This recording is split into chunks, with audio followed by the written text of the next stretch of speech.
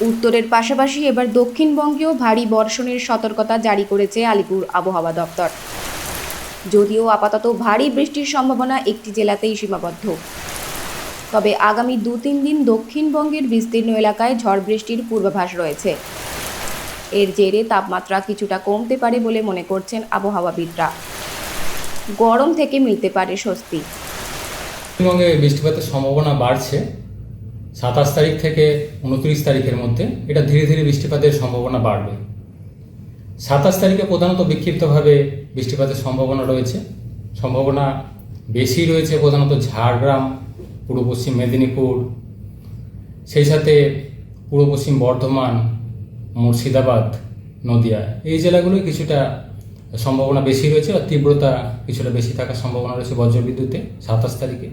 অন্যান্য জেলাগুলি হালকা থেকে মাঝারি ধরনের বৃষ্টিপাতের সম্ভাবনা আরও বাড়বে 28 তারিখে।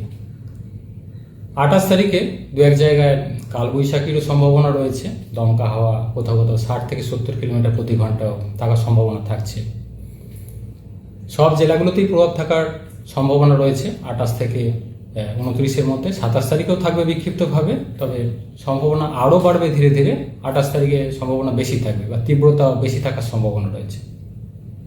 বজ্রবিদ্যুতের তীব্রতা থাকার সম্ভাবনা রয়েছে 28 তারিখে, এবং সেই সাথে দমকা হাওয়াও দক্ষিণবঙ্গের বেশিরভাগ জেলাতেই থাকার সম্ভাবনা থাকবে। 29 তারিখেও কিছুটা তীব্রতা বেশি থাকার সম্ভাবনা রয়েছে কয়েকটা জেলা, যেমন ঝাড়গ্রাম, পূর্ব পশ্চিম মেদিনীপুর, বাঁকুড়া, এই সাইডটায় তীব্রতা বেশি থাকার সম্ভাবনা রয়েছে বজ্রবিদ্যুৎ বা দমকা হাওয়ার। অন্যান্য জেলাগুলোতে বৃষ্টিপাত থাকবে হালকা থেকে মাঝারি ধরনের, এবং বজ্রবিদ্যুতের সম্ভাবনা থাকবে।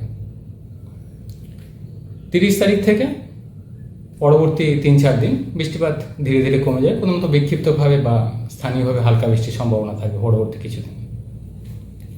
অর্থাৎ দক্ষিণবঙ্গের জন্য বৃষ্টিপাতের সম্ভাবনা বাড়ছে 27 থেকে 29 তারিখের মধ্যে। সম্ভাবনা ধীরে ধীরে বাড়বে, বেশি থাকবে 28 তারিখে বৃষ্টি।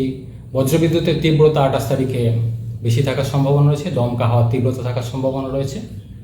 স্থানীয়ভাবে দু এক জায়গায় ভারী বৃষ্টির সম্ভাবনা কিছুটা রয়েছে পূর্ব বর্ধমান জেলার কাছাকাছি।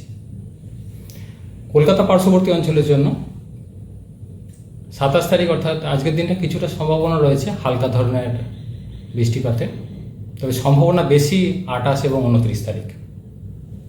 বজ্রবিদ্যুৎ সহ বৃষ্টিপাতের সম্ভাবনা থাকবে 28 তারিখে, সাথে দমকা হাওয়া।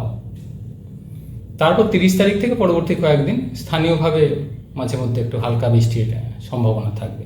অর্থাৎ কলকাতা পার্শ্ববর্তী অঞ্চলের জন্য বিশেষ করে 28 থেকে 29-এর মধ্যে সম্ভাবনা বেশি। 27 তারিখ কিছুটা সম্ভাবনা রয়েছে স্থানীয়ভাবে হালকা বৃষ্টির। মেন সম্ভাবনা বেশি থাকবে 28 এবং 29 তারিখ কলকাতা পার্শ্ববর্তী অঞ্চলের জন্য। তাপমাত্রা আগামী 24 ঘন্টা, আজকের দিনটা খুব বেশি পরিবর্তন নেই। আগামী কাল থেকে পরবর্তী 2-3 দিনে 2 থেকে 4 ডিগ্রি মতো দিনের তাপমাত্রা কোথাও কোথাও কমবে বৃষ্টিপাতের কারণে এবং মেঘলা থাকার কারণে। বিশেষ করে এখন যে গরম অস্বস্তিকর কন্ডিশনটা চলছে, বিশেষ করে আর্দ্রতা বেশি থাকার জন্য মিনিমাম টেম্পারেচারটা অনেকটা বেড়ে গেছে। কলকাতা পার্শ্ববর্তী অঞ্চলের জন্য যেটা চলছিল প্রায় 29 ডিগ্রির কাছাকাছি, কখনো 30 ডিগ্রির কাছাকাছি মিনিমাম টেম্পারেচার চলেছে, তো সেটা কিছুটা ড্রপ করবে। তবে সাময়িকভাবে টেম্পারেচার কিছুটা কমবে, টেম্পোরারি রিলিফ হবে। আবার এই বৃষ্টিপাত কমে গেলে তখন আবার গরমটা আবার একটু বাড়বে। উত্তরবঙ্গের ক্ষেত্রে প্রধানত বিক্ষিপ্তভাবে বৃষ্টিপাতের সম্ভাবনা রয়েছে হালকা থেকে মাঝারি ধরনের। আগামী 3 দিন দু এক জায়গায় বজ্রবিদ্যুতের সম্ভাবনা থাকছে। তারপর পরবর্তী 3-4 দিন আবার উত্তরবঙ্গে বৃষ্টিপাত আরও কমে যাবে, স্থানীয়ভাবে হালকা বৃষ্টির সম্ভাবনা থাকবে।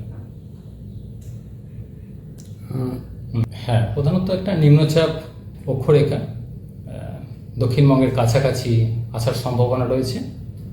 সেই সাথে জলীয় বাষ্পের প্রবেশ যথেষ্ট বেশি রয়েছে। জলীয় বাষ্প তো অলরেডি রয়েছে, এর সাথে একটা নিম্নচাপ অক্ষরেখা যেটা দক্ষিণবঙ্গের কিছুটা কাছাকাছি আসার সম্ভাবনা রয়েছে।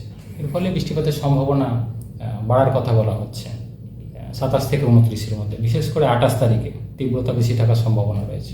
ফিশারম্যান অ্যালার্ট মৎস্যজীবীদের জন্য 28 থেকে 29 তারিখ মাঝে মধ্যে সমুদ্রে দমকা হওয়ার সম্ভাবনা যেহেতু রয়েছে, তাই 28 থেকে 29 তারিখ মৎস্যজীবীদের সমুদ্রে যেতে নিষেধ করা হয়েছে।